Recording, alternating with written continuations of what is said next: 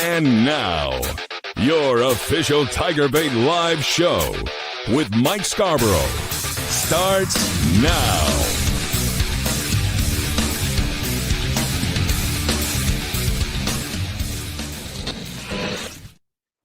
All right, everybody, welcome in. Didn't have the proper intro. We didn't have a post-game show, so I used one of our TigerBait live intros, but I got Preston Guy with me as always, and we had a great show last night, he and I, and of course, big news. Did any of you see this coming? If you would have asked anybody that thought rationally, the thought that LSU would move on from Brian Kelly, with the amount of money owed and the state of politics and so forth, and having an interim university president, on and on and on, you would have given it probably 10%, but a humiliating defeat in Tiger Stadium. How did it go down? Why did it go down now? What does this mean? We're at 7:40. There's a players meeting at 8 o'clock. We confirmed that. And of course, we want to go live and discuss it and with you. And Preston, your thoughts? You know, Mike, the more I thought about it overnight, we did our post-game show, and it kind of felt like this situation of, okay, he's a dead man walking, but they can't afford that buyout, so he's going to retain his job till next year. The more I just sat there and thought about it, like, what the hell are you doing keeping him at this point? It just became more and more apparent, like, this probably needs to happen. What are you going to do to save your tenure, Brian Kelly?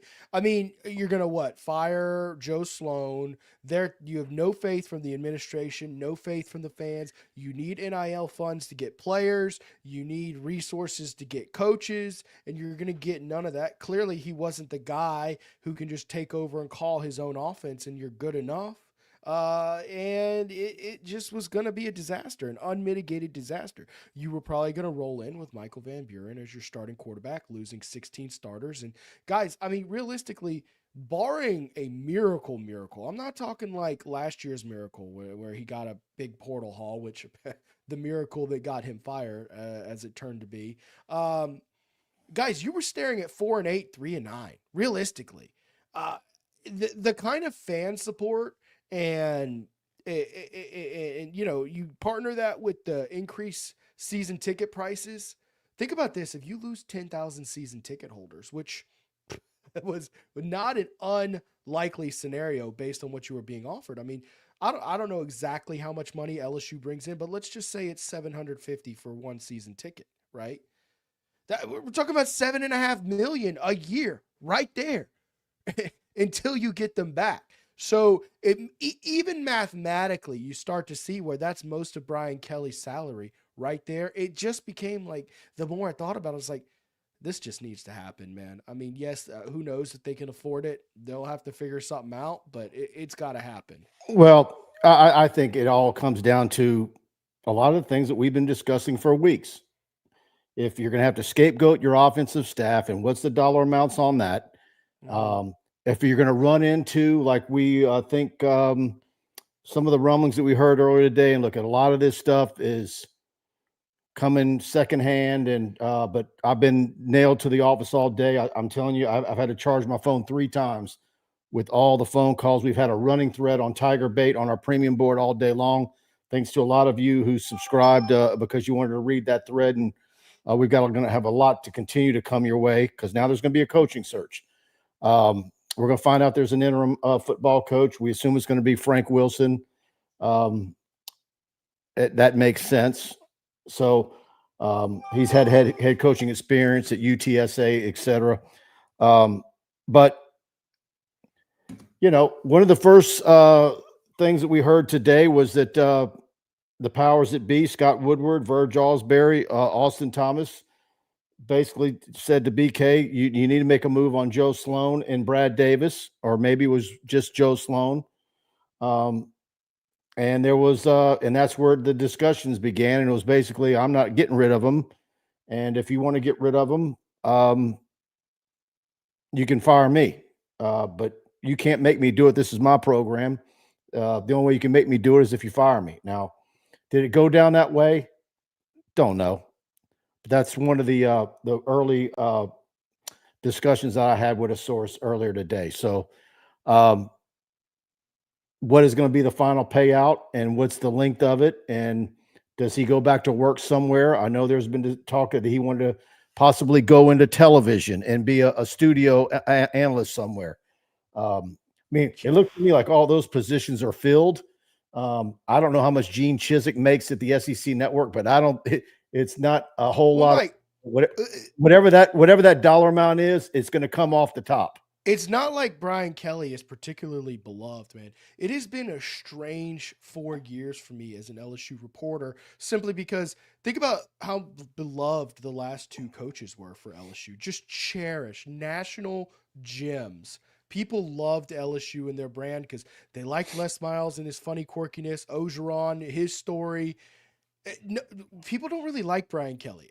I would say sitting today, I don't want to overreact and get into hyperbole. I'm really trying to avoid it. But don't you think he might go down as your most disliked coach, at least during our lifetime, right? Curly Hallman was up there.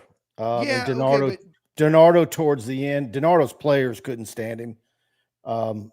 But as far as dealing with the public, he was excellent until the end when he got real paranoid. He basically imploded. Lou Tepper, And baby. Saban is what he is. You'll tolerate a lot of not being very cordial and because you win at the rate that he did.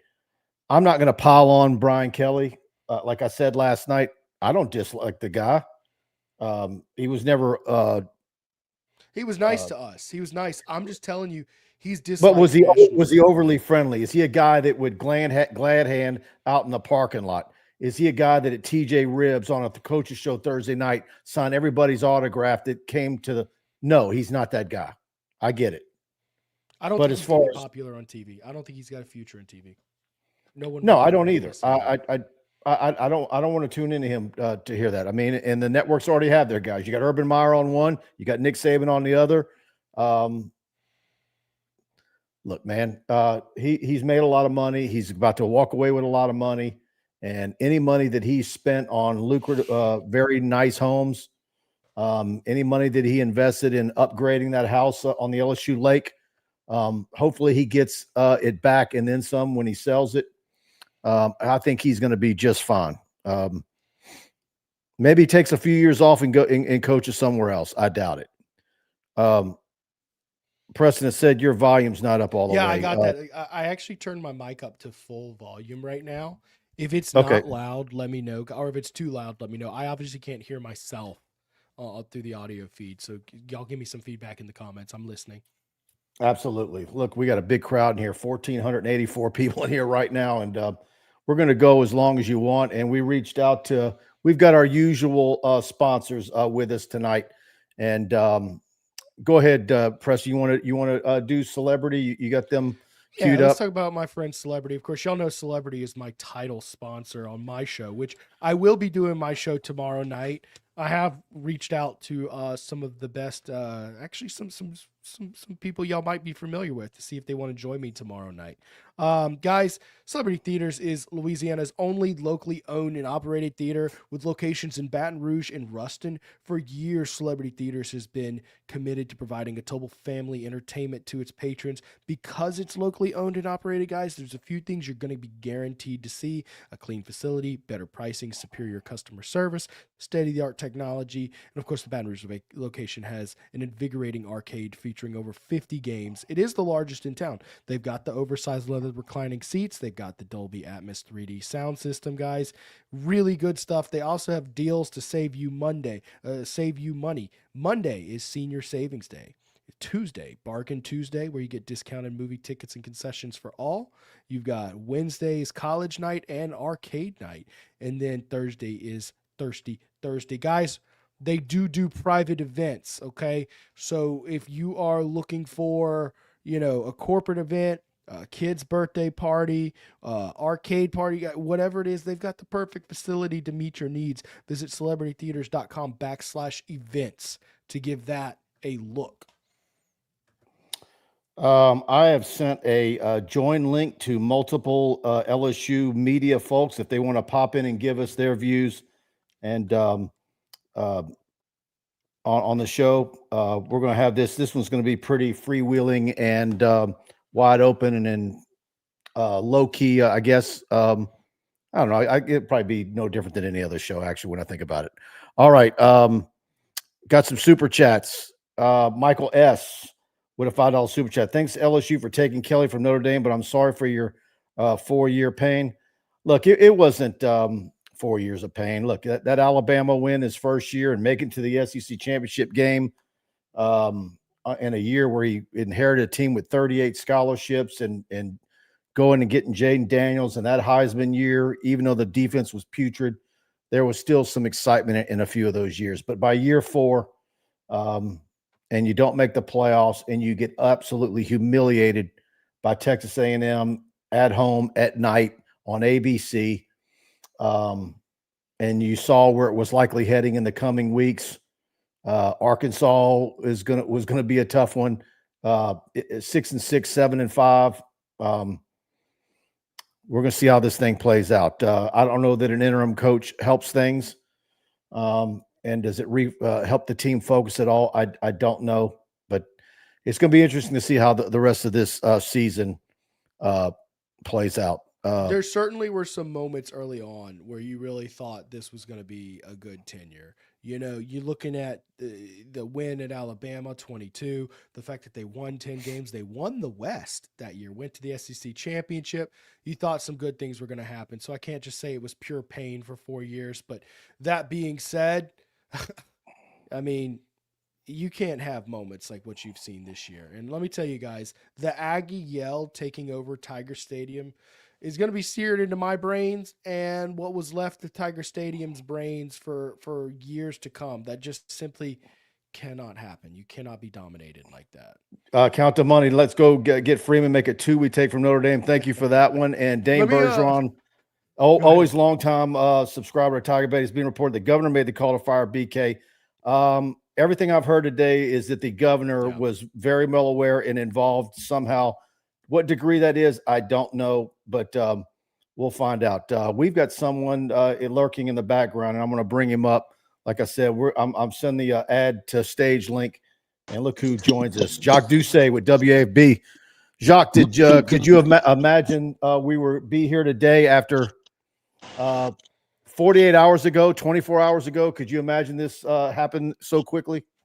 No, I don't think so. I think we were all anticipating an assistant coach to be the red meat to be thrown to the fan base, that Joe Sloan would be fired today, and that they would make some other changes maybe during the bye week. But, I mean, last night was the whole thing tipped over. I mean, it was a case of, as I was told today, losing 2 road games to 2 top 10 teams was one thing, but what happened last night in Tiger Stadium, when you start using the Q word, quit, when people think your team quit on you, and it was a national embarrassment. Certainly there were a lot of optics in that game, whether it was Coach Kelly communicating with Joe Sloan in the booth, Nussmeier's interaction with Kelly leaving the field, the empty seats, the fire Kelly chants, those A&M students taking over the south end zone, the north end zone student section, and then doing the chant with the LSU fans. That was weird.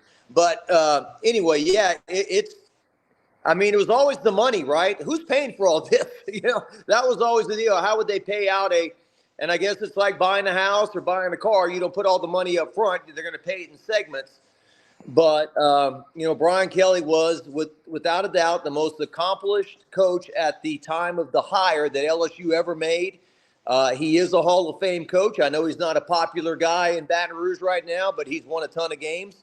And he was a lot more fun to cover, and he was a lot nicer guy than I anticipated.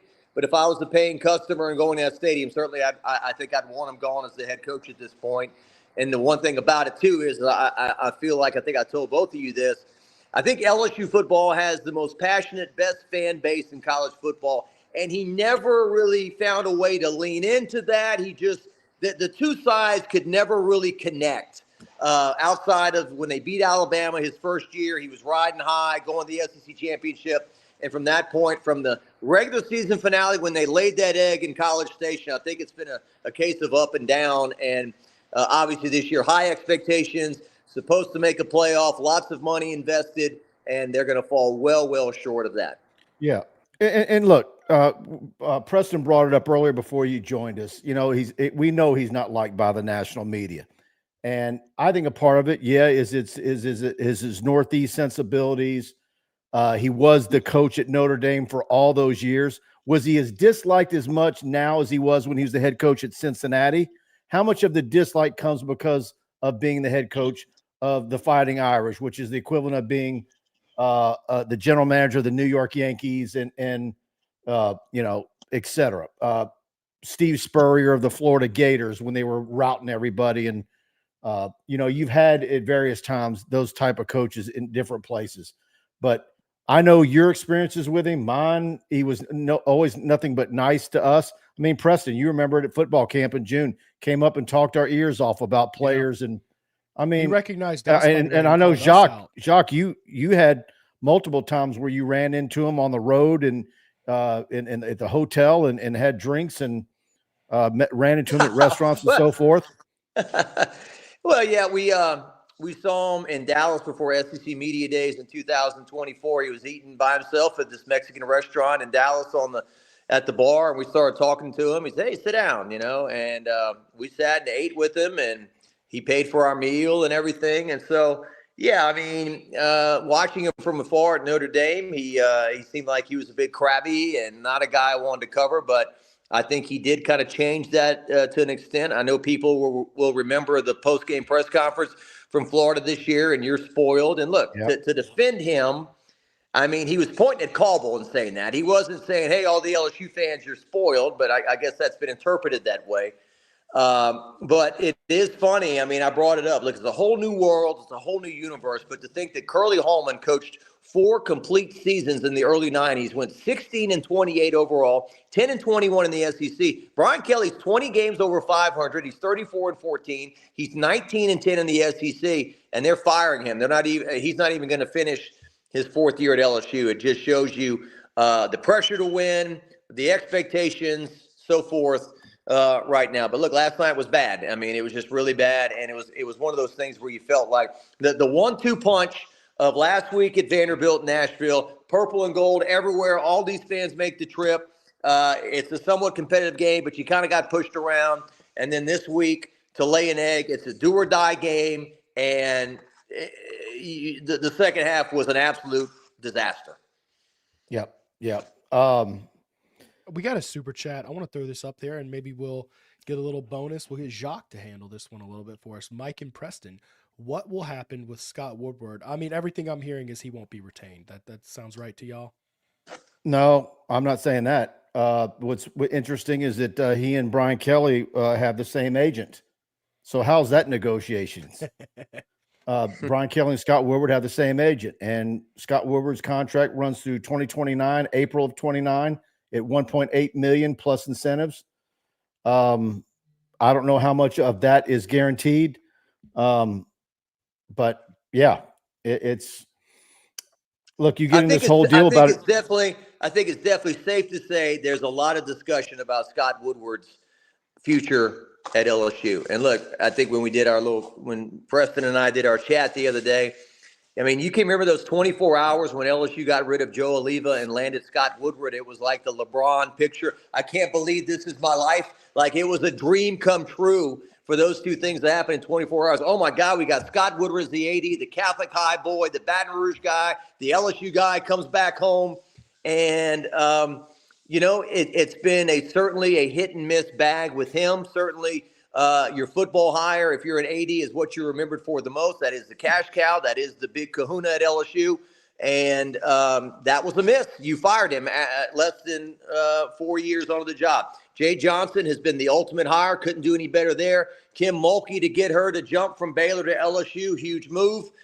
Jay Clark has won a national championship with LSU gymnastics.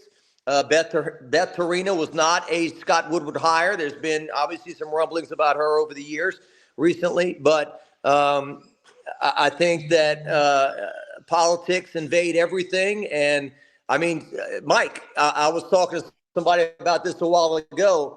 I mean, outside of Huey P. Long, which was 100 years ago, when has the governor really, impacted LSU football and what they do as much as our current governor? I don't remember Buddy Romer or Edwin Edwards or any of the people that we've had over the years really stepping into that arena. I just got a text from a good friend of mine who says who's connected with a lot of LSU folks, and he says the early name I'm hearing is Marcus Freeman. So all you Notre Dame fans in the chat, enjoy that one. Quick comment on that one. If Marcus Freeman's the guy, here's what I'm going to do. I'm going to call Brian Driscoll, and I'm going to say, hey, quick question. What is your opinion on Marcus Freeman? And if he says he doesn't like him, I'm not touching Marcus Freeman. Yeah. Here's the ultimate story. It won't happen, but you can dream the dream. He steps to the podium, guys. All right, look, I left here in 2004. It's a big mistake. I should have never left. I'm back. My final chapter. I want to win here big. To right the ship. Here.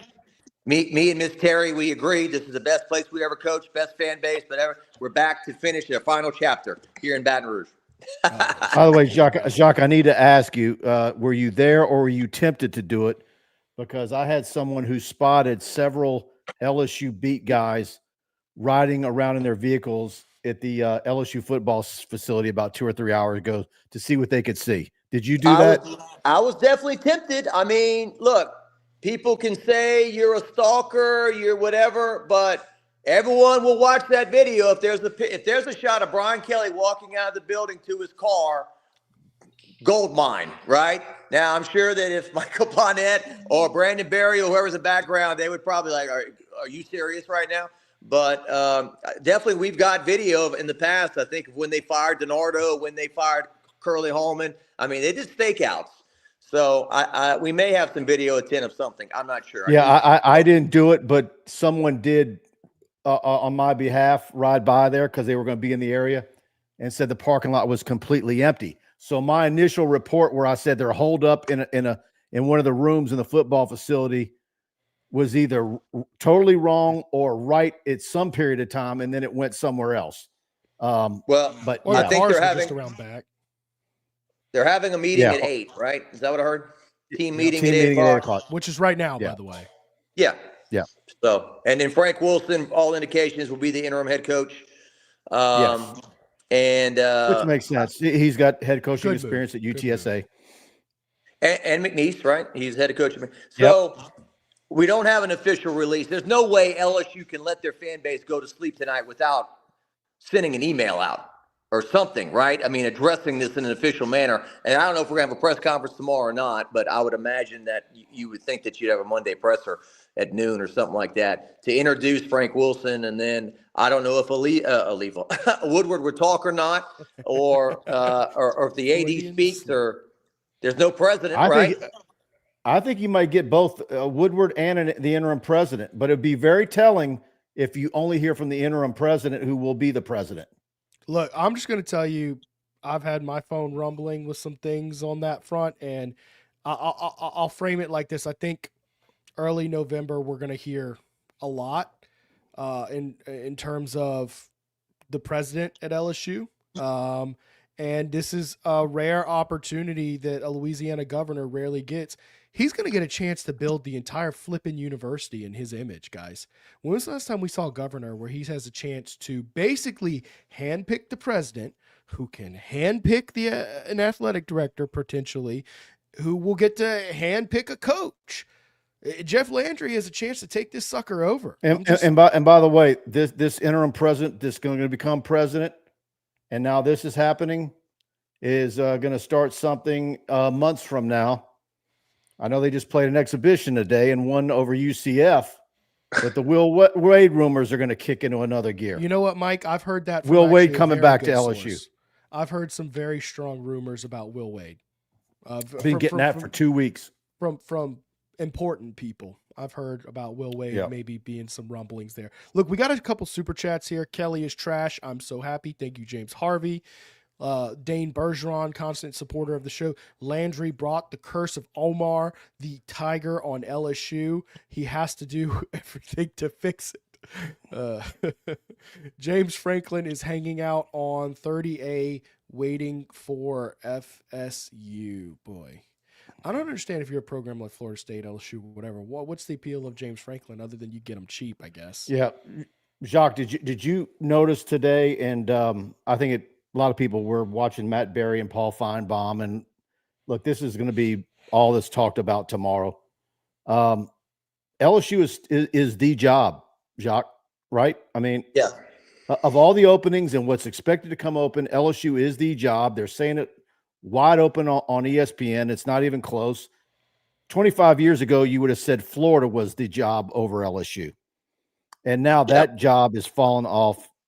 And so, but look, you know, whatever this buyout is and whatever they agreed and what the negotiated price is, and I don't know if they're going to divulge that tomorrow, and it's going to take someone to do a FOIA request at some point, or we'll get some basic terms of it.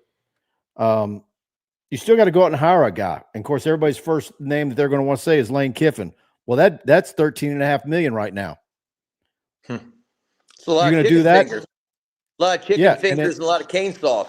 Yeah, Pay for all that. Yeah, and are you going to do another 10-year deal there, or what's the minimum you can do on? What's the minimum contract now on a hire like that? 7, 8 years? It's still a ton of money. Do you jump right back in the frying pan? Yeah.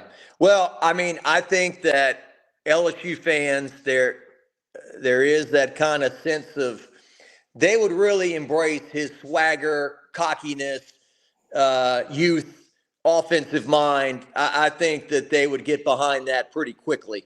And I think that he would know how to connect with the fan base as well. Now, winning and losing is the bottom line. But, I mean, certainly off the top of my head, that'd be a big hire. I don't really have any interest in James Franklin. He did a lot of great things. He perhaps his best work was at Vanderbilt, winning back-to-back 9-win seasons over there. But I don't like the way He's that Mark guy. Stoops. What? He's Mark Stoops. Stoops. Back to Mark Stoops again, huh? From whatever. No, years James Franklin is the equivalent of Mark Stoops, and okay. yeah, that's what he is. I mean, he's going to get you so far. He's going to make you very respectable, but he's a perennial 9-3 guy, right? Yeah. Well, here we are again. I mean, it's crazy to think this, but Ed Ogeron was fired with 5 games remaining in the regular season. Brian Kelly 4 games remaining in the regular season. So we got a lot of real estate. And now, unfortunately, the story is not about the games. It's not about the team. It's about the situation and where is it going and who's the new head coach and who's going to stay. I mean, does Blake Baker get retained? Who gets retained? Who gets let go? Oh, yeah. All that stuff. Well, let me put an angle out there when it comes to Blake Baker, Frank Wilson, Corey Raymond, these guys. Last time LSU hired a coach, they didn't retain anybody, just to hire these guys back a couple of years and a colossal buyout. Oh, and by the way, you struck gold in 2023 and basically got that Louisiana Magic. You basically had a national championship in 2023, but you hired a bunch of coaches who were a bunch of bums and you flushed it away. So why go through that process again? You've got some great quality coaches who know the state, who know the area. Why do that again? Why flush them down the toilet just to, let them go coach somewhere else and bring them back again, and pay them more money, cost you more money. And guys, I got to go here, but I do think that this is better. I was thinking about it today. I mean, Mike and Preston. I mean, to say, hey, all right, here's what we're going to do. We're going to go out and get a hotshot offensive coordinator and pay him $3 million, and we're going to go into an offseason and give Brian Kelly one more chance to get it right. I just don't think that you can go to your customers and say, hey, buy season tickets again, invest in the roster, all that. I hand it to them. I applaud them to an extent. It's crazy how we hire and fire coaches now, but I think this is the best decision. And, if Brian Kelly is unhappy getting up in the morning and putting himself through this, and LSU is unhappy with Brian Kelly, then why continue? Neither side is happy with what's going on. So, nip it in the bud. Exactly. And you brought it up. Is the starting quarterback for LSU currently on the roster? All right. Are you going to be lucky and do like Ole Miss and find a Chambliss for $300,000? You got to rebuild so much on that team. And so, yeah, it's an uphill battle. And again, you go out and hire a big name offensive coordinator, you're going to have to give him a guaranteed $2 or $3 million. So that's even more money with that incredible schedule next year with Texas and Georgia coming in, 5 games on the road in the SEC, 9-game SEC schedule. It's make the move time, and they did it. Yeah. I can't. It's to me, it's remarkable. I'm gonna be real curious to see when all the dust settles, who was a part of the buyout and it donated the money to make it roll. Yeah, it's the old Jerry Seinfeld line. Who are all these people? Who's paying for this buyout? You know, I mean, Exactly. the money comes from somewhere. We just don't know who these people are. You know, it's like my dad always said: the president isn't the most powerful man in the world. The most powerful people in the world live up in the hills or in the shadows, pulling the strings behind the curtain. Well, real quick before you get out of here, I was laughing because you touched upon it, and I was laughing when they rolled out the board of supervisors. And I'm like, what are they? And I told Darren, your longtime videographer, Darren DeQuano, while we were waiting to get in the locker room, I said, what do they put them out there just so everybody would know who to dox? You know, but now that there's no doxing to be done because it's over, right? So yeah, I just did not understand a day after you raise the ticket prices on your fan base, and you know that's not going to go over well, whether you won a national championship the year before, you're in the current situation. No one's going to say, all right, they're raising our ticket prices. You know, I remember Skip Berkman, right? Ooh, I jumped on the spear. I put the TAF fee in. So I can't believe that they brought them out on the field and introduced them all. Here are the people that are raising your prices as this team underachieves. And this bloated roster and everyone's getting paid so much money. Your coach is making $10 million. Your AD's making $2 million. Your assistants are making $2 million, $20 million in the roster. I mean, everybody's just fat and happy over there. Nothing at LSU is done cheap, Jacques, ever. Don't ever let them pour mouth. Don't ever let them, when the baseball stadium looked like he was running long, and then you get there and you notice all the gutters are made of copper. Nothing is ever done cheap and not the right way. Well, credit to them to an extent, but you know, the average Joe Blow is getting taxed. He's getting priced out of Tiger Stadium more and more each year. And so anyway, all right, guys. All right, Jacques. Glad you jumped on with us. I was supposed to be, taking it easy today, and but then I got to be on.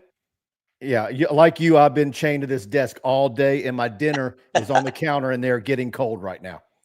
All right. So, God bless you, and God bless Joby, and God bless Preston. So. All right, Jacques. See you soon. Okay. Take care. All right. All right. I need to pay a bill real quick. A couple of them, and we certainly want to thank Dykes Electrical, the official electrical company of TigerBait.com. No matter big or small your electrical needs might be, Dykes is wired for success. Need a brand new 10-story office building, they can wire that. A 200,000 square foot warehouse that you need built, they can wire that. Expanding your existing commercial building, they can wire that. Changing out a breaker, whole electrical panel, or just recycling your home or office, they can wire that. Give them a call at the number on your screen, 225-216-9180 for a free estimate on your project, and make sure to let them know Tiger Bait sent you in. And you see it on the screen, Alumni Hall. They're with us every live show. The best place to get all your LSU gear in Perkins Row or online at alumnihall.com. Use the code TigerBait, all one word, and you're going to get 10% off your order. Or anytime you go in Alumni Hall and buy anything LSU, when you're checking out at the register, you say TigerBait, you're going to get 10% off every time. So be sure to use it. No matter how big or small your purchase, you're going to get 10% off. And, of course, you get free shipping on all orders for $99, and you can't beat the fine folks over at Alumni Hall. And I also need to thank our guys over at Pride Roofing who sponsor us each and every week. Let's hear from Mike and Alex over at Pride Roofing. Hi, I'm Michael with Pride Roofing. I'm Little Alex. Have you been affected by wind, hail, and tornadoes on the North Shore? Well, we're here to help. Insurance claim, no problem. We also have a new franchise location in New Orleans. We don't build projects, we build memories. Though you know Pride Roofing is the official roofer of TigerBait.com. In fact, notify TigerBait and we'll give you a free roof inspection. And on top of that, you get a free year subscription. Remember to call us at 855-PRIDE-16. There you go. As always, when you call them, say TigerBait, and you're going to get TigerBait Premium free for a year with your free roof inspection. You can't beat that. You want to get some comments in, Preston? Well, Mike, I think I do have a super chat to get to. We're going to focus a lot on Okay. super chats tonight, guys. That's just how it's going to work. But I kind of want to transition into potential candidates for the next job. Just 'cause Okay. I have a list of names I just want to throw on paper and just discuss them. Okay. Mike doesn't look as tired anymore. Maybe BK gave you some energy. That's an interesting angle. Thank you. I've been drinking pre-workout powders all day. Yeah, he was supposed to go work out at the gym today, guys, and now he's working out his keyboard today. It's very interesting because it does feel like the life has been sucked out of this fan base by Brian Kelly. It just his demeanor was so political and dull, and he never leaned into the energy of the Tiger. It's like he neutered the LSU energy. It's like a pit bull who's been neutered is what it felt like. And yeah, I would say 4 years ago, I probably told you culture is who wins. Now I'm going to tell you, well, you know what? Get someone who knows how to lean into the energy of this fan base and enthuse them. Because what we've seen, just the dull, lifeless approach that Brian Kelly brought a lot of times, just that ain't it, man. At least if you're going to get your butt kicked, show some energy. All right. So I've got a few names. I think I'm going to start with the probably not going to happen list. Okay. We'll get the name everybody wants to hear. Nick Saban. Not going to happen, right? Yeah, exactly. Like, you're not going to. No, start with the realistic ones. Don't do the ones you need to poo-poo on. I just want to get them out of the way because people are going to ask about them. But anyway, I don't care which order we do this. We'll start with the number one name everybody's going to be talking about here, Lane Kiffin. Mike, thoughts on Lane Kiffin? I think it's going to be expensive.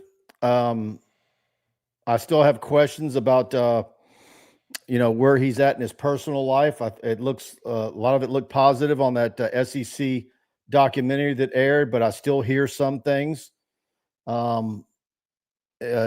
If you're going to go for him, I think an athletic director in the committee would need to do their due diligence. And is it SEC Mike? Someone just sent me a copy of his tweet. Is this really necessary? Thoughts and prayers to all the Louisiana hospitals and charities that are soon to be stolen from to pay for Brian Kelly's buyout.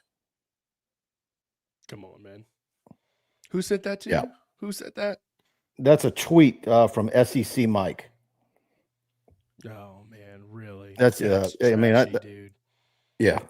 Anyways, I think Lane Kiffin's a great coach. It's going to be pure expensive filth to get him. Everybody wants Lane Kiffin. I do think 13.5 is the number. That being said, I think it's possible. I think Lane Kiffin would pick LSU over Ole Miss. I think he views this job very highly. I think it's very likely that if you go that direction, if you choose, you're going to have to pay 13.5, and it's going to have to be another jumbo guaranteed contract. John Sumrall, what thoughts on him, Mike? He was on my B tier. My A tier would be Lane Kiffin, Eli Drakewitz, and Brom at Louisville. A name I've been hearing a ton. And I wouldn't mind John Sumrall. I'm kind of with you on that. Kelvin Shepard, defensive coordinator of the I like that Lions. one. I like that one. Talk about culture. Talk about lean into the energy. Talk about loved. I mean, name a guy. I mean, other than like a first-round draft pick type guy, name a more beloved. I remember him being recruited. He and Perry Riley. Georgia didn't want him. Georgia came in and offered Perry Riley late. Both linebackers from Georgia.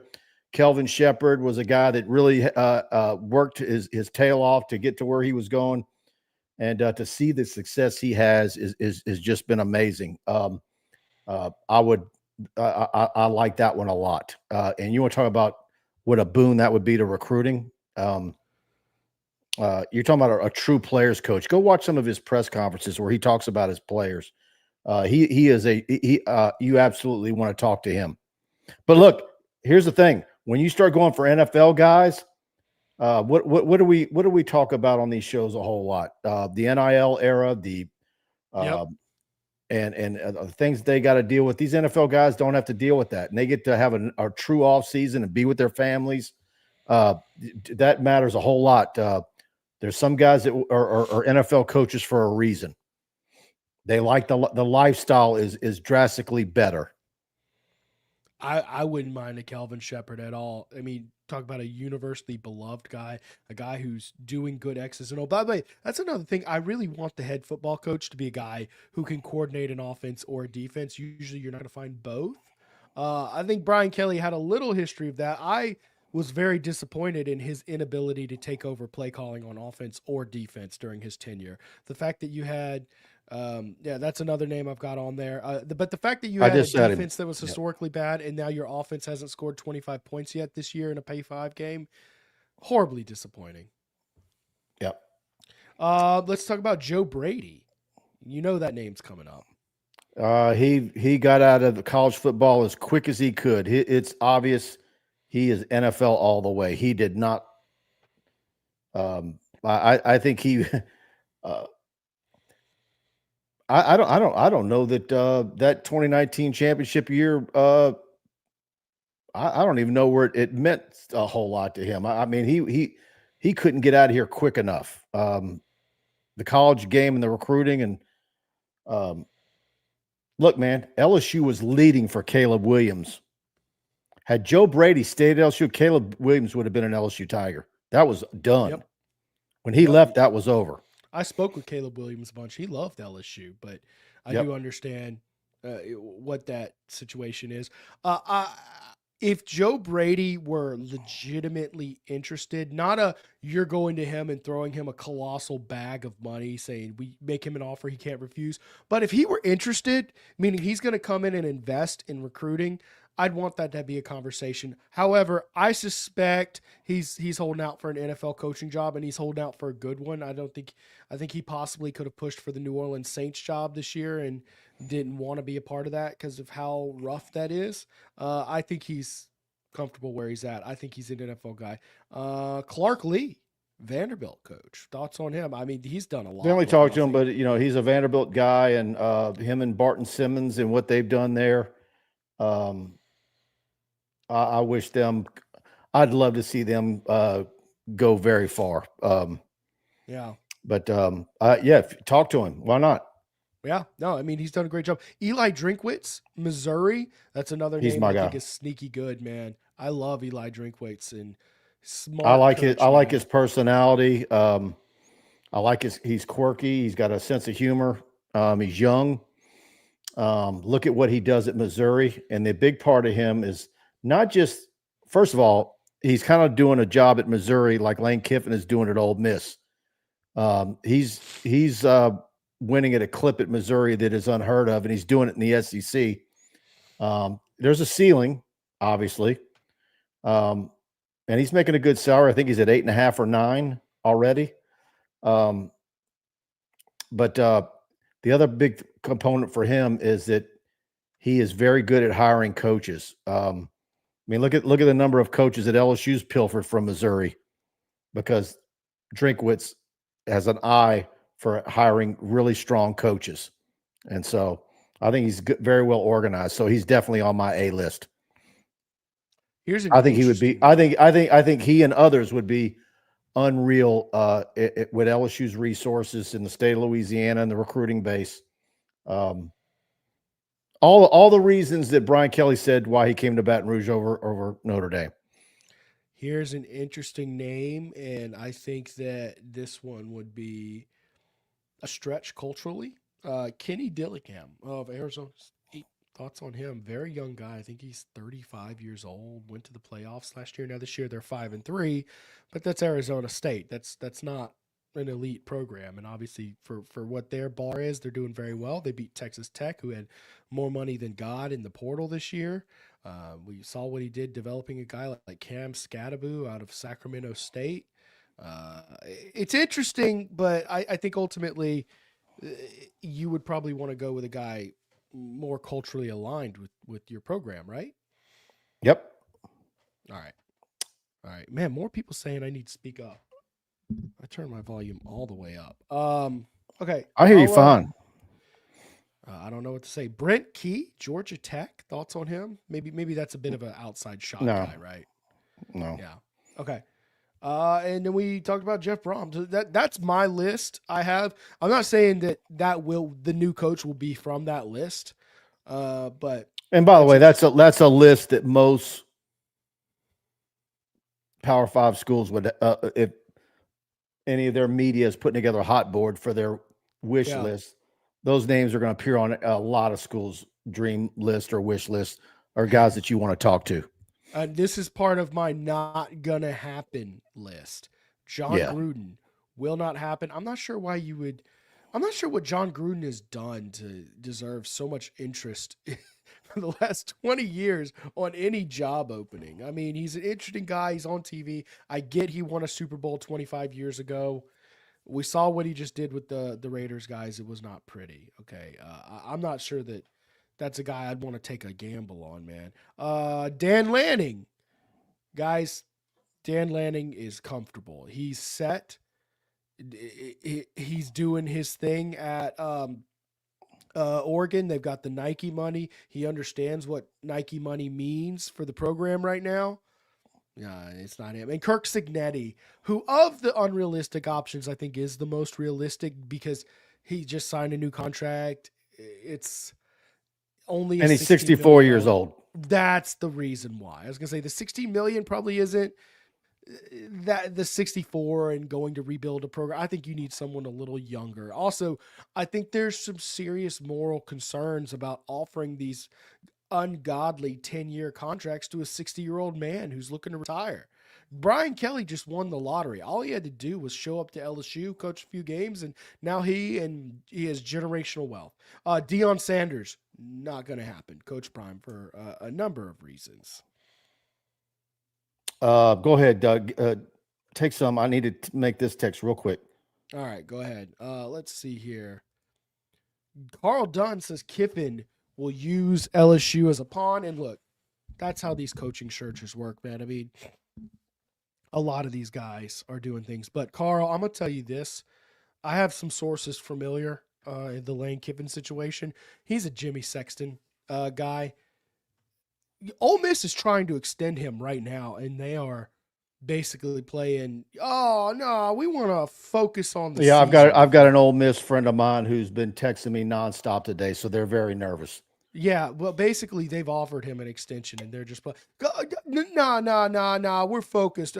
They want more offers to come in and see what happens. So I do think it's going to take $13.5 million. The Jimmy Sexton part alone would have me looking elsewhere. That is a major mitigating factor. Dan Mullen? No, absolutely not. He kind of publicly dunked on people saying he's not interested in job. He wasn't. He's an a-hole. Yeah, no. Man. I want somebody personable. That guy's a jackass. But someone asked about Bob Stoops. Come on, I mean, he's been retired for what, 5 years now? 10 longer? 10? Let's see here. Claude White says Blake Ruffino and Carter Bryant. I like them more than some names. Frank Wilson, a guy that actually, y'all do me a favor and hit that like button if you're enjoying the show, and please hit the subscribe button on our YouTube channel if you're watching us there. And of course, follow us if you're watching us on Facebook. We're currently live streaming on both platforms. Mike, does Frank Wilson have any shot at all? I would have to say no, right? No. Okay. Super chat from Eli Jones. Just trying to figure out where the money came from. Boy. Well, the release from LSU that was just received, that would have been 5 minutes ago, says the terms of the separation are still being negotiated. Boy. So, yeah. And by the way, from everything I'm hearing, those negotiations are messy. But essentially, once you go to the table and tell a coach, hey, we don't want you anymore. What are you going to do? Like, are you going to just continue rolling with him as your coach until, things get better? No, it's done. It's over. So I believe that process will be messy in a lot of ways. Devin Johnson. Don't start that, JTL. We just talked about Kelvin Shepard. You actually absolutely talked to him. Preston, go back to your super chat. I'm sorry. Yeah, I didn't know you. guys, come on. Listen, I mean, Kelvin Shepherd would be one of your hot names for sure. And the Absolutely. interim coach is a black man right now, and I think that's a no-brainer. The good pick for the interim head coach. No to Marcus Freeman. Dude can't handle the pressure. Yeah, no, I don't think you're going Marcus Freeman. I just don't. Let's see here. Not to mention, I don't know if Marcus Freeman would. Understand, Marcus Freeman had the choice between LSU and Notre Dame already when he made his choice to be a defensive coordinator. He picked Notre Dame over LSU. What makes you think that He made the right decision choice now? at that time, though. At that time, he made the right choice. What I'm just trying to remember the context. Why was it the right decision? Is because To be the Orgeron was about to DC get under Ed fired? Orgeron. Oh yeah. Well, well, he might have had a chance to be the head coach. Who knows? Right. Colby Guidry, super chat. The Bucks combo is about to cost $20. Oh, Todd Graves, bail us out. Who takes BK's place while LSU looks for a new head? That's going to be Frank Wilson, the associate head coach, running back coach, guy who's been a head coach at McNeese, guy who's been a head coach at UTSA. It is the obvious no-brainer, no duh. Go with Frank pick. Does this mean that he'll be too busy being the head coach on the sideline to yank Harlan Berry after he's got a hot hand? And yeah, please just keep him away from the running back rotation. Jesus. Is Blake Come on, Baker Frank. a dark? What about? I mean, here's the deal. I understand Blake Baker was a hot name, but brother, he just gave up 42 points in the week before. His defense was trash against Vanderbilt. He's not a name for a position. I mean, Blake No, Baker, it's too soon. And this look. I mean, I love Blake Baker. I think he's a fantastic coach. And depending on who the next head football coach is, I think there's hopefully there's some real thought into keeping Blake Baker. yes. If you ask me which players, coaches would I like to see retained, well, there's two immediately. It's Blake Baker and Peoples. I'd like those two. And this Kyle Williams. I mean, I don't know what the analysis is on Kyle Williams after a half a season. I still think, even though they did well with personnel to a certain degree in the portal, Kyle Williams is not working with first team all SEC interior defensive tackles. When Orgeron got fired, there was a calling for a huge cultural shift at the program. You didn't want anything returning. You wanted to utterly clean house, right? And I think that we are now looking back at that decision in retrospect and say, boy, seems like cleaning Tommy Moffitt out was a bad decision, although that is revisionism because everybody wanted Tommy Moffitt gone at the time because of the injuries, although now it's looking pretty dumb. Corey Raymond, I'll say this. Guys. I think without a doubt, the whether it was the few years off between LSU and Texas A&M, and then him going to Texas A&M, and the motivations, I think it did probably Tommy Moffitt some good. And if I'm a new head football coach and I'm coming to Baton Rouge, and what's one of the first things on my agenda to get Tommy Moffitt back to Baton Rouge? Oh, for sure. And by the way, Tommy Moffitt loves Baton Rouge, but I'm pretty sure that's sour grapes now. I've talked to Tommy Moffitt about why he stayed through so many coaches, and I love Tommy Moffitt because he put down roots here. He's a Louisiana guy. He was in Tennessee, he was in Miami. By the way, he laid the foundations. Both those teams won national championships the year after he left. And you best believe he developed those players. So he left Tennessee in 97 for Miami, and he left Miami in 2000. Both those teams won championships, then the championships at LSU, no doubt. Tommy Moffitt loved Baton Rouge. He's like, that's why I stay, man. Baton Rouge is great. I don't know that he sold his house. I bet his house is still there. I would certainly make him an offer and try to right the ship on that, man. Absolutely. K Fabulous with the $10 super chat. We appreciate you for supporting the show. I'm going to try to find, if you have a comment over there, to put that on screen. That tablecloth shirt looks 2 sizes too small. That's I'm gonna take up for Preston, because every time I see him, I swear he's lost significantly. He's kicking ass in that department right now. I'm trying my best, but it's a process. Let's see here. K Fabulous is giving us super chats, but I'm not seeing any comments. If you see the comments, Preston, for K Fabulous, please put them up. Yeah, and just put another one up there if you already did it and we missed it. I am digging through. There's just thousands of comments tonight. I can't find you, but thank you, K Fabulous, for supporting the show. Vinzor with another super chat. What dark art do I need to do for Saban to come back? I don't know. You might want to get one of those Harry Potter activists to get you up to speed on that, man. Some dark voodoo.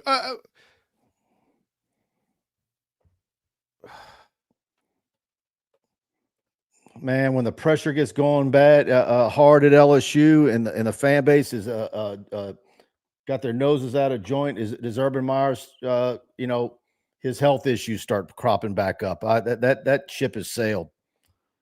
No on Urban Meyer. Stupid, guys. It's stupid. Come on. Hunter with the super chat. Proud of you for the weight loss. Thanks, man. Y'all check out Rejuve-Me. They're my sponsor, and they've been helping me quite a bit. Let's see here. We will lose.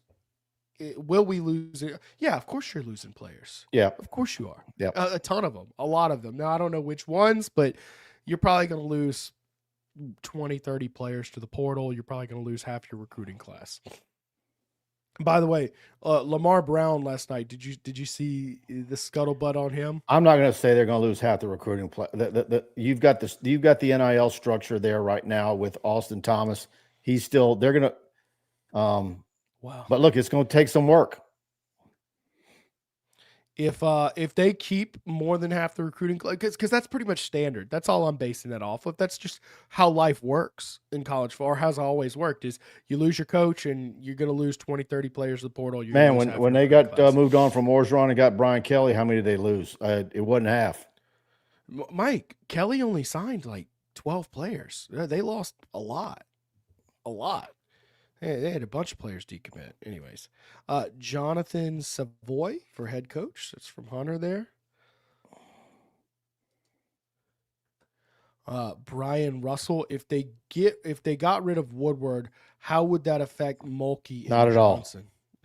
Not at all. Not at all. Those two coaches, because of their sport, very rarely see Scott Woodward. Scott Woodward is parked in the football building day and night. Those coaches in all the other sports at LSU have primarily dealt with Stephanie Rimp, then Kelly Zinn, and now what's the new lady's name that replaced Kelly Zinn? Haven't had a chance to meet her yet.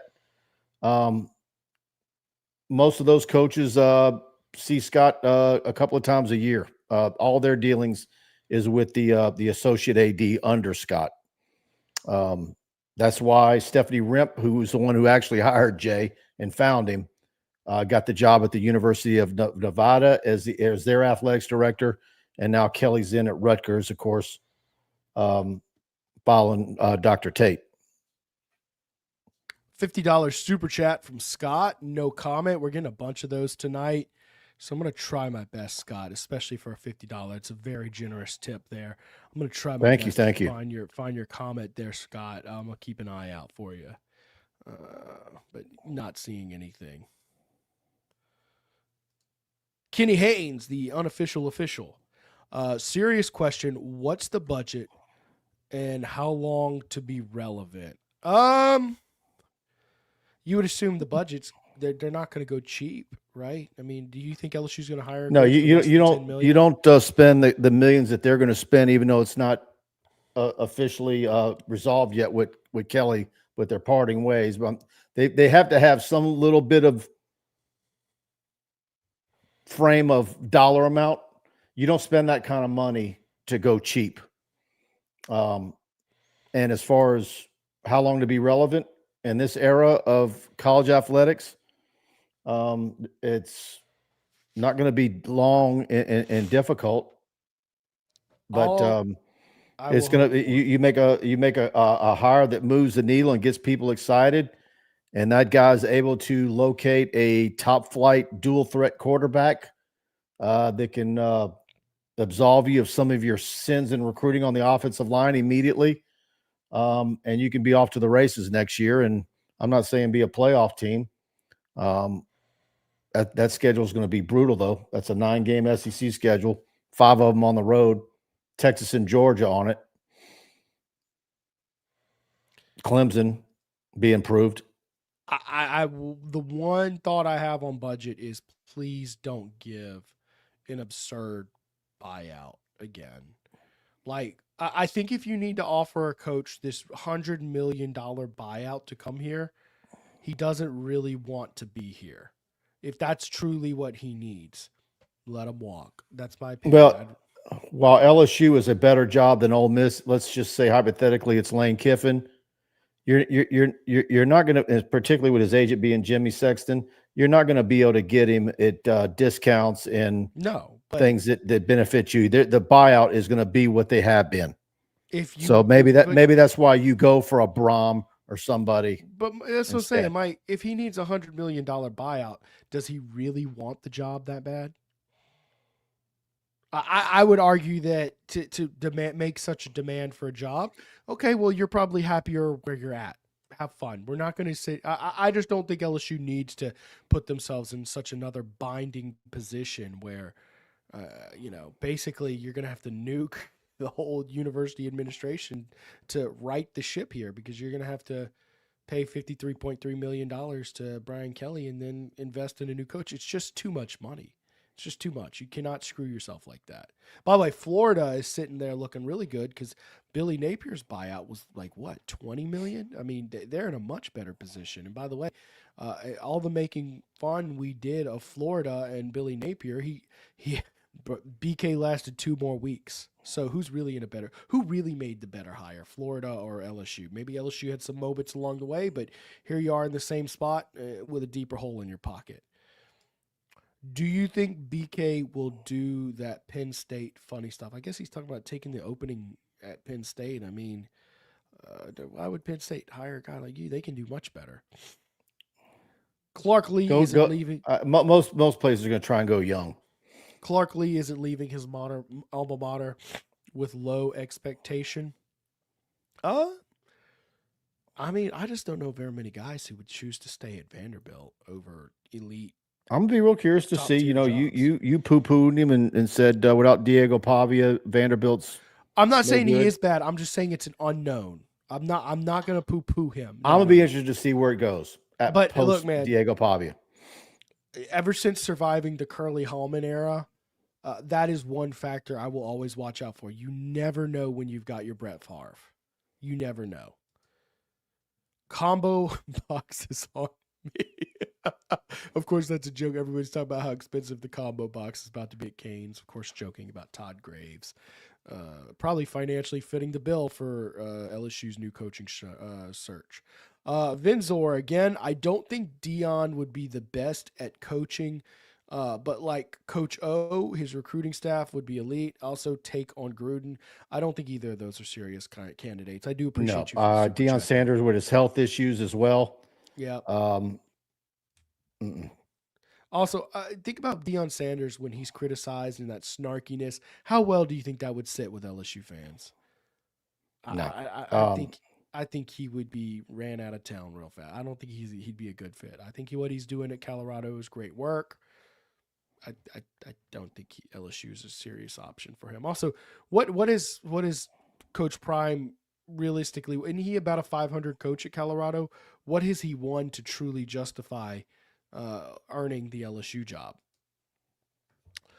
Robbie White, I don't see LSU hiring a coordinator. This will be a big hire, not an up-and-comer. I'd like Kelvin Shepherd, but the Lions will be long effects.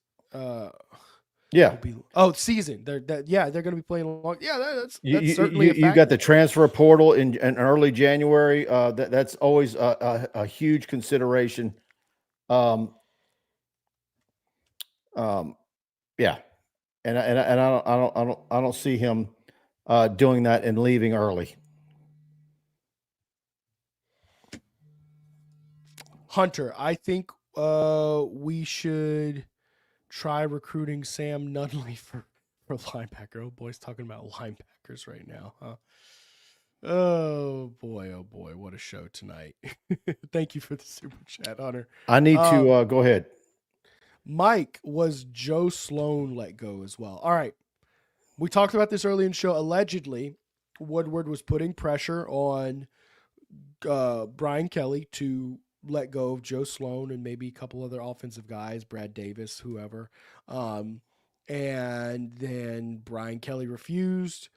Scott Woodward then fired Brian Kelly because of that. And who knows what the status of Joe Sloan is? It'd be a pretty funny predicament if his job was There's nothing that coming from LSU right now about the status of any other coaches other than Brian Kelly gone and Frank Wilson being the interim coach. I'm assuming we are going to have a some sort of press conference. Yeah.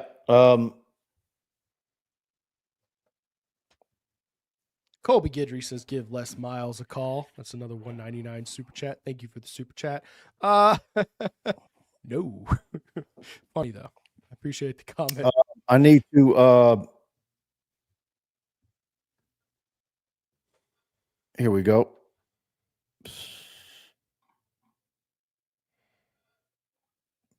All right, everybody. Capital City Grill, and we always talk about their Saturday, Sunday brunch, but don't forget about the great lunch that they have every day, and of course dinner. 100 Lafayette Street, great hamburgers, fresh cut French fries, club sandwiches, the seafood pasta, everything priced at $30 below for an affordable experience, and always celebrate a Tigers win at their Sunday morning brunch from 11 to 2. Go to capitalcitygrill.net. You can see their full menu, and I always tell you the great carrot cake and the dream cake you see there on the screen, and the chicken and waffles. Just a great brunch, great lunch, great dinner. Capital City Grill, downtown Baton Rouge. Get down there. They're one of our great sponsors. All right. See any others, Preston?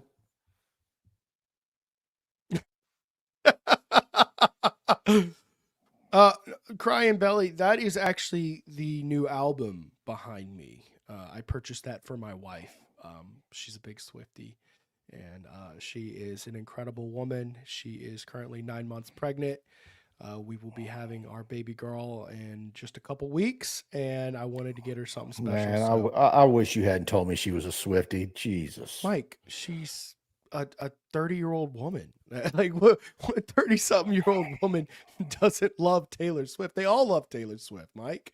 But yeah, she loves Taylor Swift, and I got her the album, and that's actually, she does some work on the desk behind me. She works from home sometimes, so yeah, that's for her. I figured it'd be funny. I actually was kind of hoping somebody would eventually point it out. Very funny. Y'all hit the like button if you're enjoying the show. Man,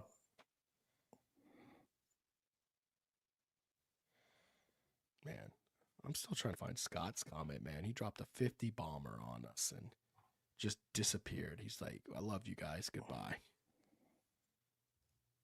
I see Zach Nagy. I sent him to join us. He must not be able to. Yeah. Check your text messages, Zach. So Zach's referring to the lamp. I bought a lamp at a garage sale for $10, posted it on Twitter. I was on the fence about whether I wanted it or not at $10, and this guy, his name's Bo, offered me $150 for it. But then he lived in Florida, so it literally sat behind me for like 3 months while I waited. But yes, it is now in Bo's possession. I did sell it. Let's see here.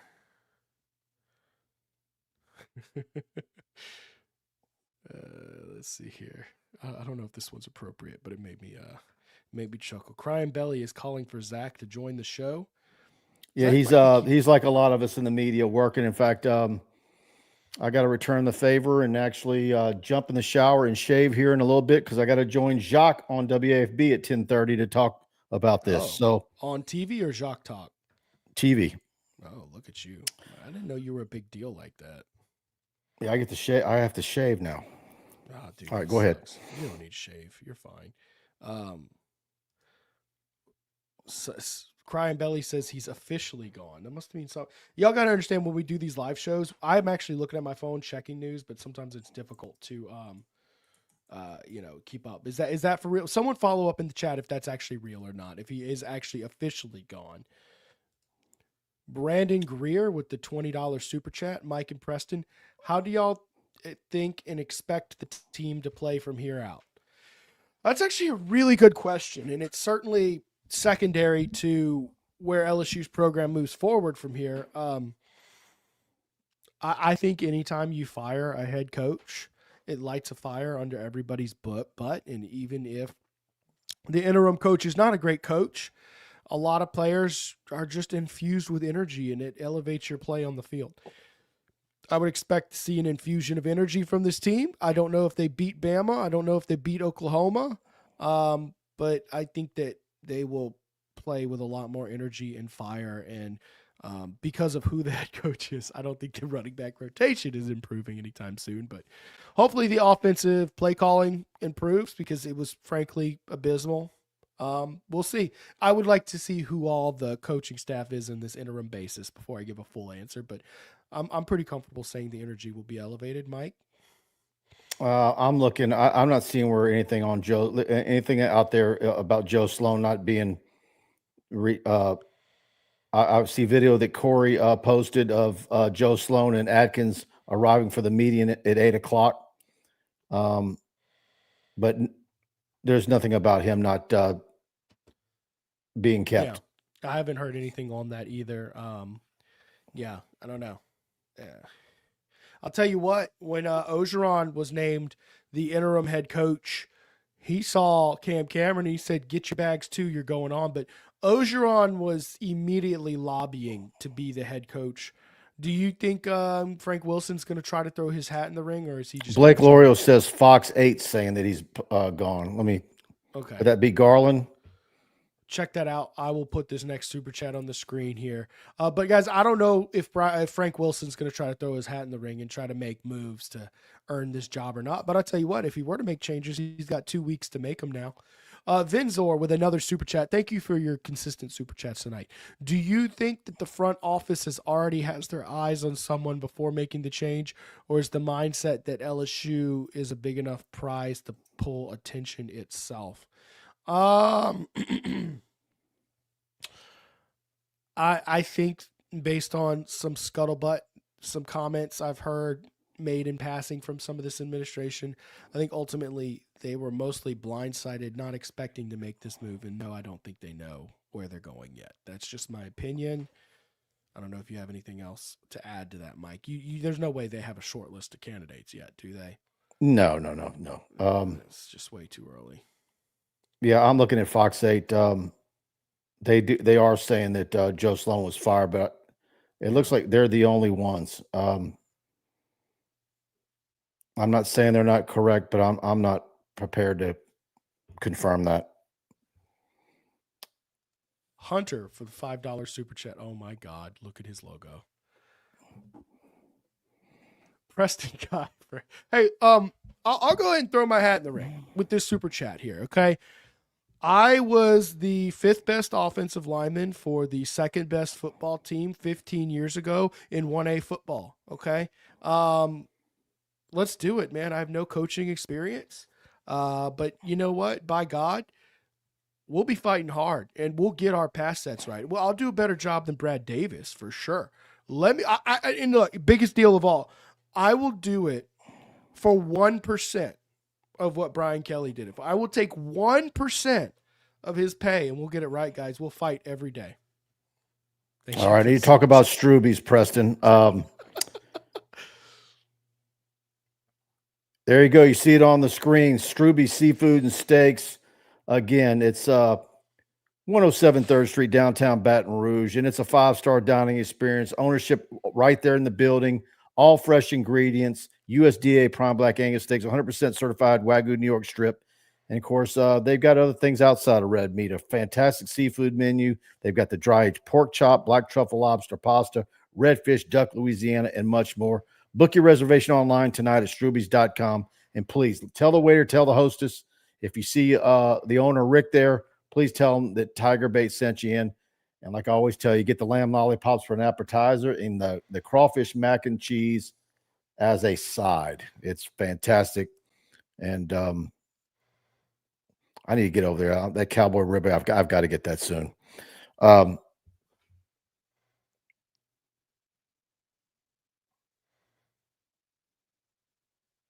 No on John Gruden. Yeah, no. Cowboy Emmy and Jay with a super chat. No. But thank you for the super chat. Appreciate it. Thank you. Shannon Petrie, I like Kiffin. He will get us the best offense. Quarterbacks coming, and that will keep wide receivers coming. Coach O can work with him again and will be great D-line coach and recruiter. Bring back Moffitt and Jimbo's OC. Need a O-line coach. R. Clar, hire the Honey Badger. Here's the thing about Tyrann Mathieu. He just retired, and he certainly has ambitions to get into coaching. I think you would definitely looking to offer him maybe like an analyst type role. I think it'd be foolish not to look into him as an analyst or something like that. But I mean, you're just not going to hire a guy with zero coaching experience at all whatsoever. He's going to have to go earn his name somehow, some way before you hire him at that role. He does want to be the head coach at LSU. He said it a bunch of times. Also, shout out to the Honey Badger. He actually predicted when Frank Wilson took the UTSA job, maybe 2016 or something like that, he predicted that Frank Wilson would one day be the head coach of LSU. And guess what?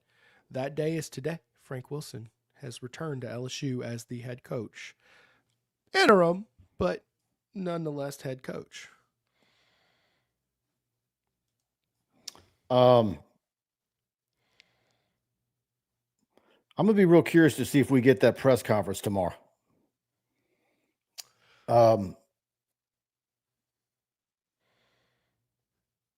Lincoln Riley. Yeah, someone brought that back up. Mike, you sent me the list of candidates that we had on the website when the last I wouldn't have Lincoln Riley. He showed me his medal when he chose USC the first time. No. He's coached his way out of contention for a job like this, but more so than Lincoln Riley and what I think about him, because the answer is no. He's struggling at USC. It's funny how many of those candidates have just fell completely flat at their current jobs. What happened? I mean, you realize Mel Tucker was a serious option for LSU? And boy, and how south did that go?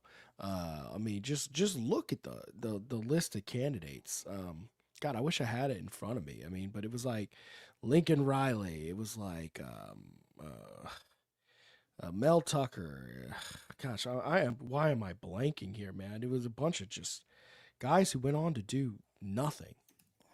And Lane Kiffin in there, by the way.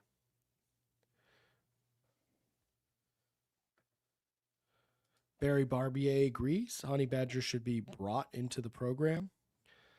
Let's see here. Well, he mentioned that a few years ago. I don't know where he's at degree wise. I know he wants to go into coaching, but he needs to finish college and get a teaching. Right. Yeah. Let's see. But while he's there, he can be a GA. Right. Casey Williams says Brent Key, Dan Lanning, or Matt Campbell. Matt Campbell's an interesting name, but well, he was on the list when we were talking about right. BK 4 years ago. He was more of an outside candidate, but yes, he was. Yep. Tom Herman was on the list. Well, Tom Herman was on the list when they hired Ogeron before that. And of course he went on to do nothing. A lot of these, Jimbo Fisher, by the way, was a name on both of those coaching searches. And obviously look what happened to Jimbo Fisher. Mike McDaniel could be a possibility. Trust me. Interesting. I don't see why he would be a possibility, but maybe you know something I don't. See, Dave Aranda. I think Dave Aranda is a safe one to scratch off, right, Mike? Mm-hmm. Yeah. I think we nailed the guys an early list. Yeah, but you also have to worry about, if it's going to be someone out of left field. Because honestly, that's probably what's going to happen. It's going to be someone nobody's talking about right now. I'm not a Matt Rule fan. He might be going to Penn State. I think Matt Rule is a Penn State grad. I think he would pick Penn State over LSU just because of that connection. You know what I mean? Drinkwitz would keep Baker. Charlie Weiss Jr. No. Charlie Weiss Jr. is going to be interesting if Lane Kiffin were to leave Ole Miss, and he would have a good shot at that job. No, but would he stay? Is he automatically tied to Lane Kiffin, or is he ready to be the OC and it be his baby entirely?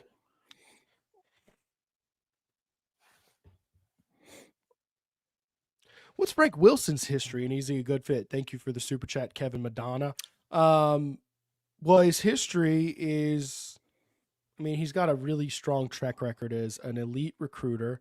He was a long-term running back coach at LSU. He went on to be a head coach at UTSA, where it didn't really work out. He was the head coach at McNeese, where he actually was doing fairly well before LSU hired him. He was the head football coach at Old Perry Walker.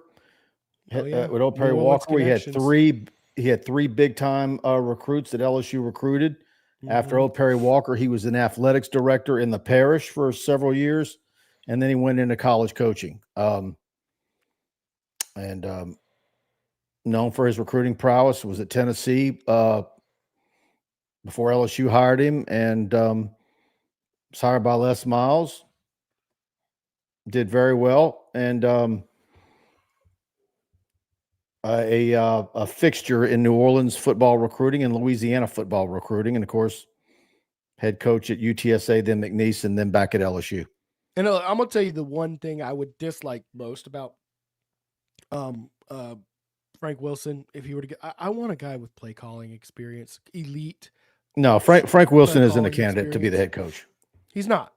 But again, any of these coaches who don't have a history playing calls and knowing X's and O's very well, I'm gonna steer away from. I want a scheme guru. I want it. LSU's never really had a scheme guru, but I just feel like when you don't have a guy who can call X's and O's, and I thought Brian Kelly was going to be that guy. I was wrong. You're always one bad coordinator hire away from 6-6, or in the Brian Kelly era, wasting a historic offense. The candidates, someone asked to rename them. The candidates are certainly Lane Kiffin, Eli Drinkwitz at Missouri, and Brom at Louisville, to name three. Kelvin Shepard from the NFL, former LSU linebacker. And who else did you have? I had Joe Brady. Don't give me the foolish ones. No, I'm not going to give you the foolish ones, but I will give you the one. Lane Kiffin, John Sumrall, Joe Brady, Kelvin Shepard, Brent Key, Clark Lee, Eli Drinkwitz, Kenny Dillingham, and Jeff Brom is what I wrote down. Yeah. There was one you had in there that I think Joe Brady's on the silly list. That's a silly one. I don't know if silly, but I could see he has no interest in college football. Right. If he has interest, great, he has none. But I don't think he does. No.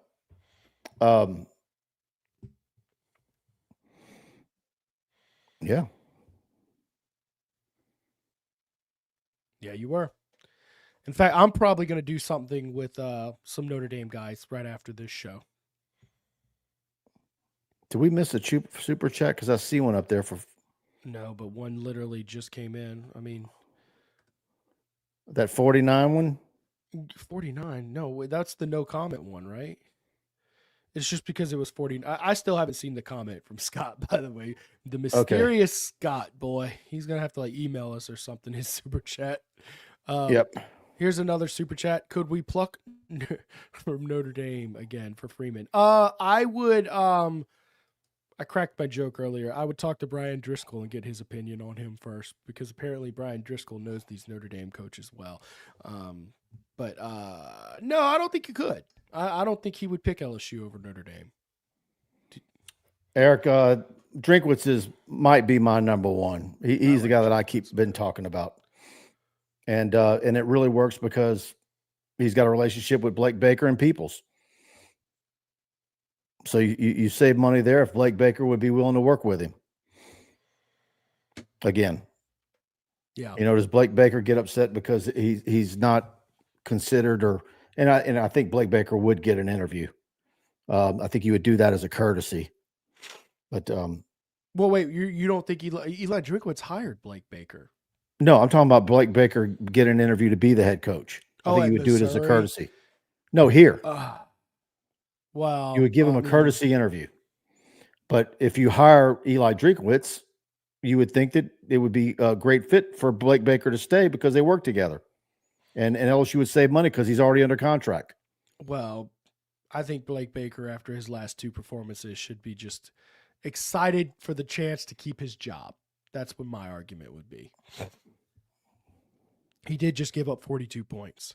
Nick Barry with a really good comment. Does this set LSU NIL back after the? I would argue this is the best thing that could possibly happen to your NIL budget, right? Yep.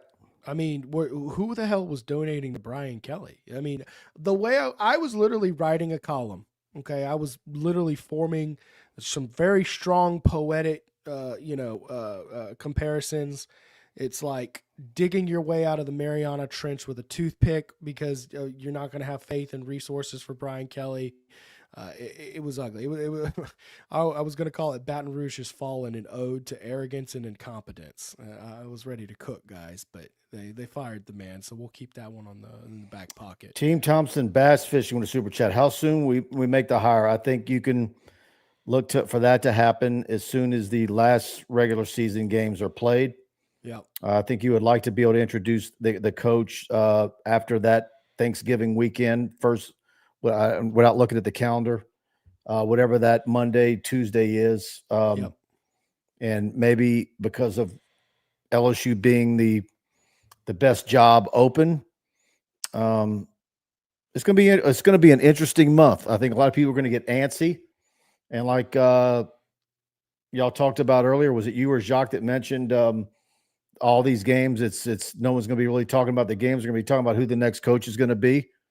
And, well, that's the way it is when you lose 3 games and you're not in the playoff hunt. Nobody's going to care to talk about a possible ReliaQuest Bowl berth where 15 to 18 guys have opted out. And no. Dane Bergeron with the $5 super chat. It's being reported that Nussmeier missed the team meet. Who's reporting that? Someone let me know. Because there was a lot of media at the facility tonight. A lot of media. And they were probably camped out on the sidewalk as the players walked across the street from the parking lot. I imagine there's going to be a lot of interviews out there from some at the chagrin of LSU Sports Information, I'm sure. Why Drinkwitz? Please enlighten. I think the job he's done at Missouri, again, he's kind of done like what Lane Kiffin has done at Ole Miss, winning at a high clip. Is as high as you can win at those schools. We're going to see if Lane Kiffin goes even further. He's got a good chance to do some damage in the playoffs, I think. Eli Drinkwitz has won at a high level at a school that doesn't typically win at a high level in the SEC.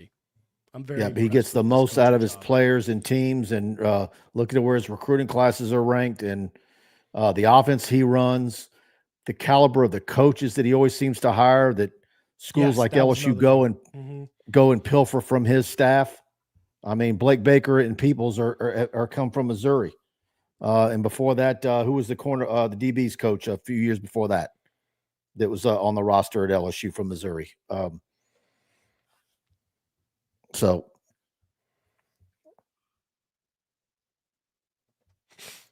Dane Bergeron with another super chat. Who would your choice be for the next AD? That would be interesting because there's some scuttlebutt. Would that be a deal where that's a good question. There's some interesting scenarios that I've talked to some folks about today, but I don't know if I want to share that because until I get some more information, but Oh, well, what the hell? There's been some discussion about maybe Austin Oh Thomas boy, being an let it athletic rip, director. huh? All right, go ahead, say it. Yeah, Austin Thomas. I mean, there's been some discussion, but I've never seen anybody. General manager, first of all, is a new position in college football. It hadn't existed for too many years, and I've never seen somebody go from general manager to athletics director. But if the athletics director at LSU is primarily associated with football, and you've got Rimpey, Kelly Zinn, and I'm sorry, I can't recall the new lady's name that replaced Kelly Zinn that handles all the other sports. Then why not it be Austin Thomas and you go from there? And That's interesting. It's an unprecedented move. Yep, and you save money there. But the traditionalist part of me thinks you should have an AD with AD experience that's had some success somewhere else. But that would be an interesting scenario. Austin Thomas is thought very highly by everybody at LSU, and certainly the powers that be in the political portion of what's going on in this whole scenario.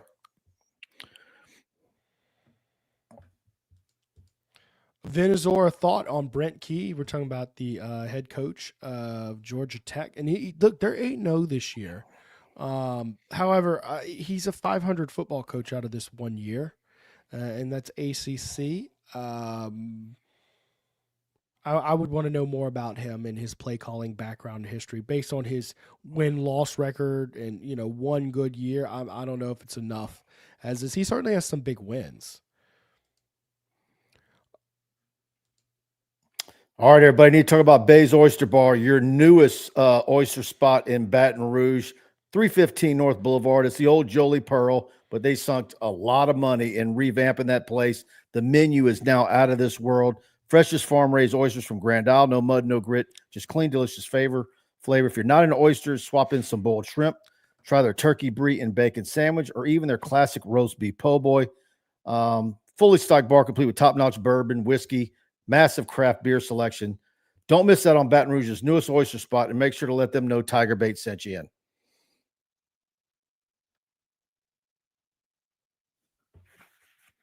Super chat from Go Black 45. Does Nuss shut it down for the rest of the year? If he wasn't at the meeting tonight, as people are reporting, well, it could be where. Look, I imagine there was a lot of players that he wasn't the only one, but he's the most noticeable. It's an open date, right?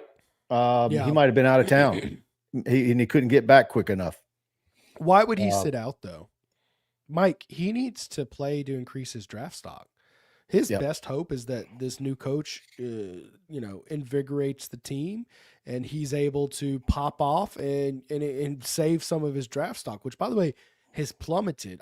He is a fringe to be drafted player right now, right?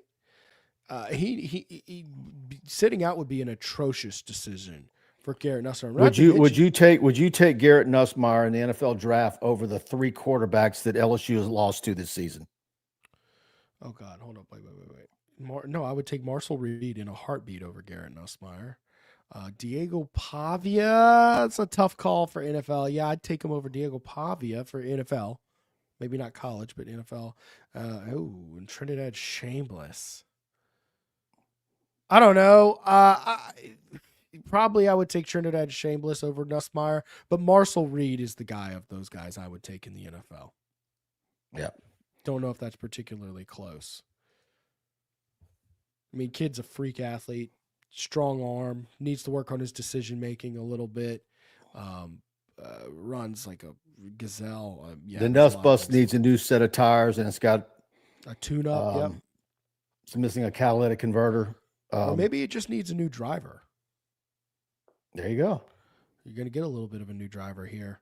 So we'll see. I mean, look, if Nuss were to turn it around with a new guy calling plays, he could just he could basically argue every one of his existing problems before the last 4 games of his career were entirely Joe Sloan's fault and save his draft stock in a big way.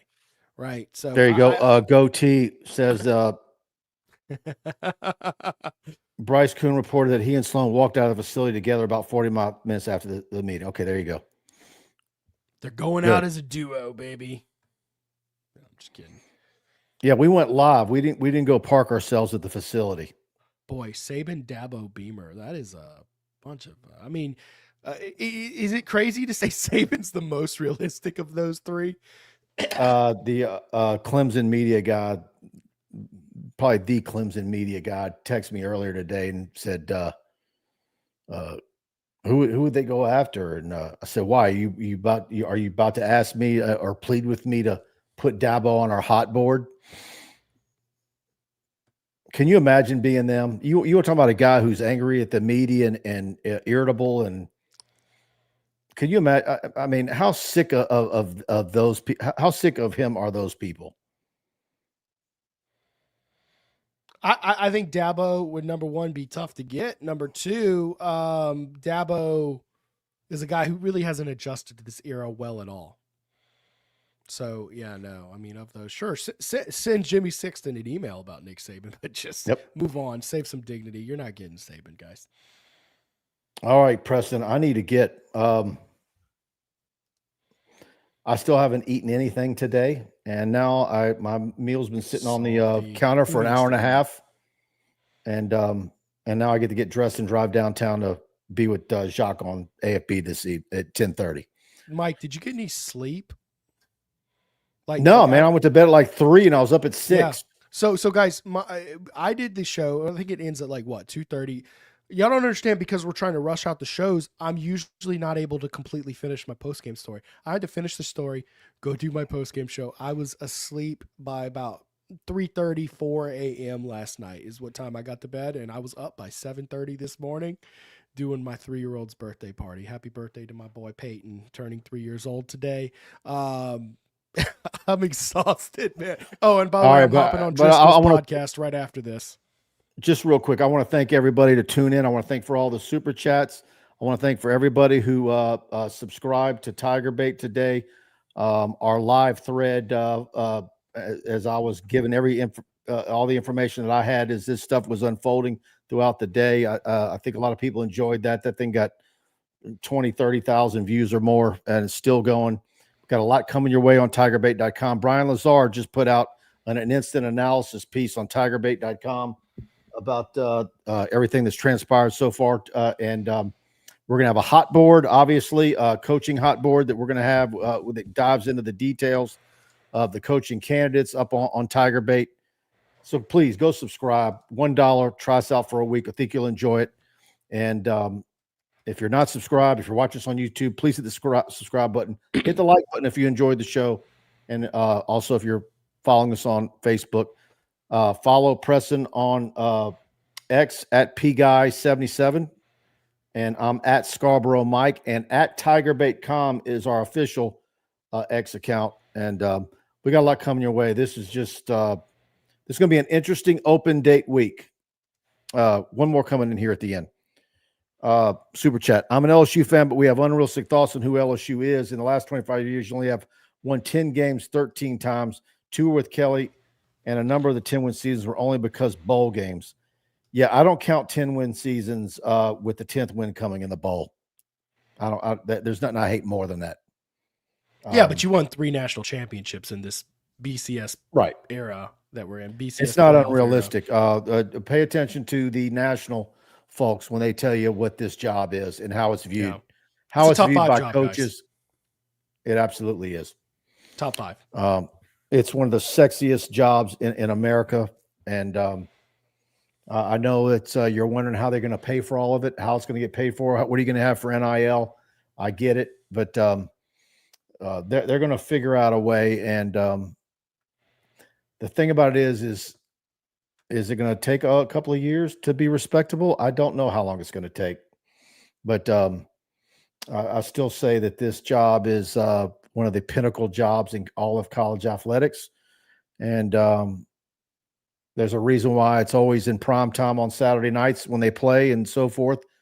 Tiger Stadium, the former alumni, Shaq, Skeens, Bregman, on and on. Livy Dunn, Flaugier, here in town, Jaden Daniels, Joe Burrow, Jamar Chase, Justin Jefferson, on and on and on. The brand is as strong as ever. And the homegrown talent, Mike, that we're really burying the lead there. You can build a championship roster just by going in your backyard and keeping those kids who want to play for you home. Well, we're seeing right now, though, you still have that problem of, you had the year where you had Will Campbell and Emory Jones, which was an oddity. You're still going to have to go out of state and get offensive linemen. I was talking to someone today. He said, it's still our French background. Most of the people in the state of Louisiana are little. Every now and then you have an outlier, like a Will Campbell, et cetera. But those are very few and far between, and they typically show their head in North Louisiana. Athletes, but need offensive linemen and to be able to recruit countrywide and particularly the Midwest. What's ailing this football team more than anything is that offensive line. That thing is atrocious. Any word on Brad Davis? Is he still employed? I'm not. I think he is. I don't think anybody else. I'm not. Yeah. I know Fox 8 said Sloan is gone, but they're the only ones reporting that. Maybe it's so, but I don't think it is. All right, everybody. Thanks for tuning in. I'll see y'all tomorrow night. LSU football fix tomorrow night, 8:00, and we got a lot for you on TigerBait. Night, y'all. Good night.